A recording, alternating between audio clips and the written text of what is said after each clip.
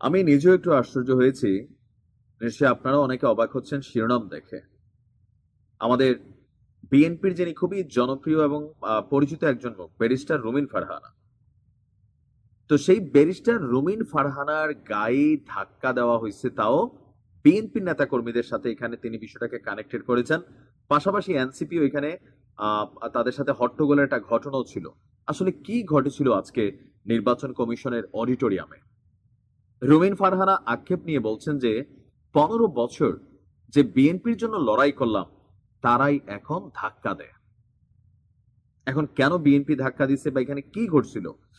বিএনপির সহ আন্তর্জাতিক বিষয়ক সম্পাদক ব্যারিস্টার রুমিন ফারহানা ক্ষোভ প্রকাশ করে বলছেন যে যে বিএনপির জন্য লড়াই করলাম তারাই এখন আমাকে ধাক্কা দেয়। ঠিক আছে, ধাক্কার বদলে তো ধাক্কা আসবেই। এখন এই যে গ্রুপিং, দেখেন যখন আওয়ামী লীগ ছিল তখন আওয়ামী লীগের মধ্যে নিজস্ব গ্রুপিং ছিল ক্ষমতাকে কেন্দ্র করে বা পদকে কেন্দ্র করে। তো একই দৃশ্যপটে কি বিএনপি হাঁটছে?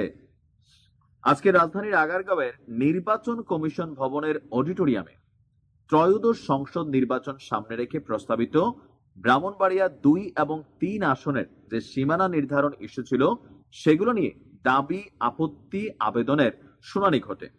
সাংবাদিকদের প্রশ্ন ছিল যে আসলে কি ঘটেছে। তো এনসিপি কর্মীদের সাথে এখানে হাতাহাতি প্রসঙ্গে রুমিন ফারহানা বলছেন এখানে কিন্তু এনসিপির যুগ্ম মুখ্য সংগঠক আতাউল্লাহ খানের অনুসারীদের সাথেও বিএনপির নেতা কর্মীদের আবার এখানে ধাক্কাধাক্কির একটা ঘটনা ঘটছে। তো তিনি আপনার বলছেন যে উনি যেহেতু পরিচিত মুখ নয়, সুতরাং উনি জামাত না এনসিপি আমার জানা নেই। তবে ওনার লোকজন প্রথম আমাকে ধাক্কা দিয়েছে। আমার লোকজন তো বসে থাকবে না, কারণ আমি একজন নারী। আমার লোকজনকে মারধর করেছে, তখন আমার লোকজন জবাব দিয়েছে। ওনার বক্তব্য হচ্ছে যে আপনার 15 বছর একটি ফ্যাসিস্ট সরকার ছিল, যারা তাদের নিজস্ব ভোট কারচুপির জন্য সুবিধা অনুযায়ী সীমানা নির্ধারণ করেছে। সেই জন্য 2008-এর আগে যে সীমানা ছিল, খালেদা জিয়ার ইচ্ছা ছিল সেখানে যাওয়া হোক। তার বক্তব্য, অত্যন্ত দুঃখজনক ব্যাপার হলো এখানে একটি মারামারি হয়েছে। আমি যেহেতু একজন আইনজীবী, আমি মনে করছি আমার কেস আমি নিজেই প্রেজেন্ট করব।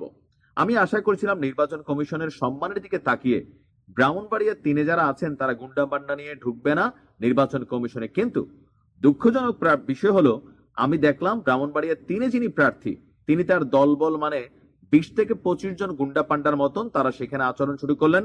অত্যন্ত দুঃখজনক, অত্যন্ত লজ্জাজনক, এবং এটা কমিশনের ভাবমূর্তি, গাম্ভীর্য, সম্মান নষ্ট করে। তো তার বক্তব্য যে একজন আমাকে ধাক্কা দিয়েছে, পাঞ্জাবি পরে একজন ধাক্কা দিয়েছেন, তারপর আমার লোক তো বসে থাকবে না। সিম্পল, যেটা 15 বছরে হয় নাই সেটাই আজকে হয়েছে। আমার গায়ে ধাক্কা দিয়ে আমাকে ফেলে দেওয়ার চেষ্টা করেছে।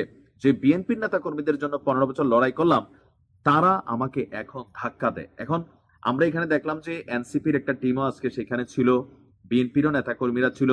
এখন বিএনপির লোকজন যে ধাক্কা দিছে, এই কথাটার মধ্যে একটু ছোট্ট পেচ কি আছে আমি নিজেও ক্লিয়ার না, যে বিএনপির লোকজন তাকে কেন ধাক্কা দিল।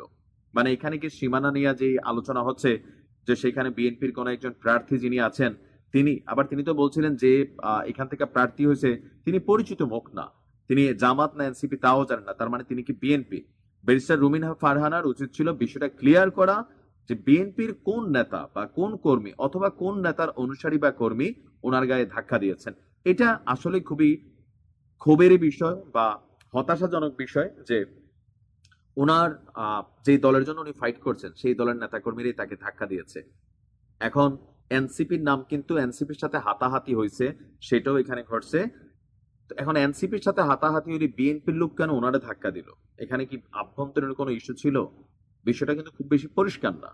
তবে ওনার বক্তব্যকে কেন্দ্র করে আমরা নিউজটা করলাম। ভালো থাকুন।